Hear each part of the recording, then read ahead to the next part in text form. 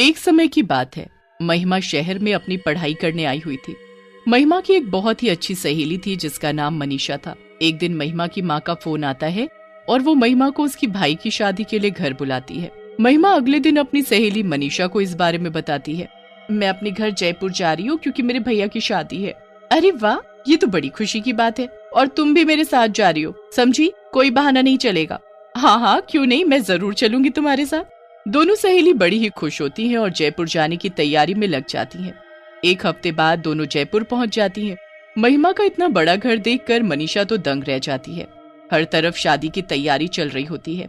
आ गई मेरी बेटी। हाँ माँ, और देखो मेरे साथ कौन आए हैं, मेरी सहेली मनीषा।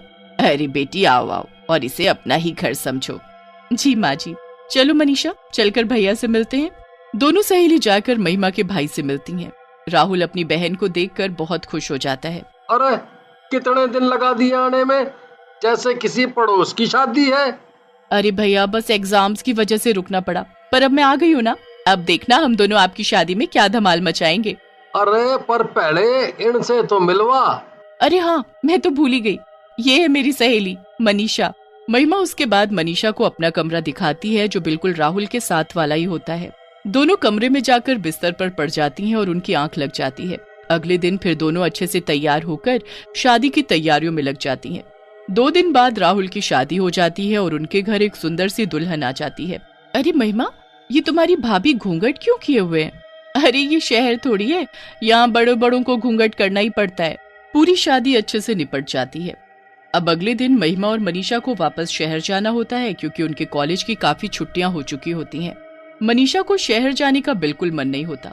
वो उस रात बड़ी ही उदास होती है। जब महिमा सो रही होती है तब मनीषा उठकर बाहर टहलने लगती है। टहलते टहलते मनीषा बालकनी में जाकर खड़ी हो जाती है।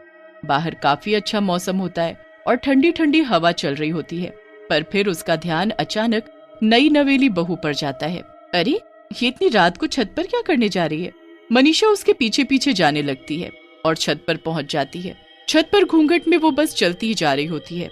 उसके बाद वो अपना घूंघट ऊपर करती है और आसमान में पूरे चांद को देखने लगती है। आज तो चांदनी रात है और मेरा मकसद पूरा हुआ। आखिरकार इस घर की बहू मैं बन ही गई। अब मैं सबको खत्म कर दूंगी, सबको खत्म कर दूंगी मैं। हे भगवान, ये महिमा की भाभी ऐसी क्यों हंस रही है? इनको आखिर हुआ क्या है? मनीषा छुपकर सब देख ही रही होती है कि तभी महिमा की भाभी पीछे मुड़ती है और फिर उसका चेहरा देख मनीषा वहीं जमीन में बैठ जाती है। वो कोई खूबसूरत लड़की नहीं बल्कि एक चुड़ैल होती है। मनीषा के तो गले से आवाज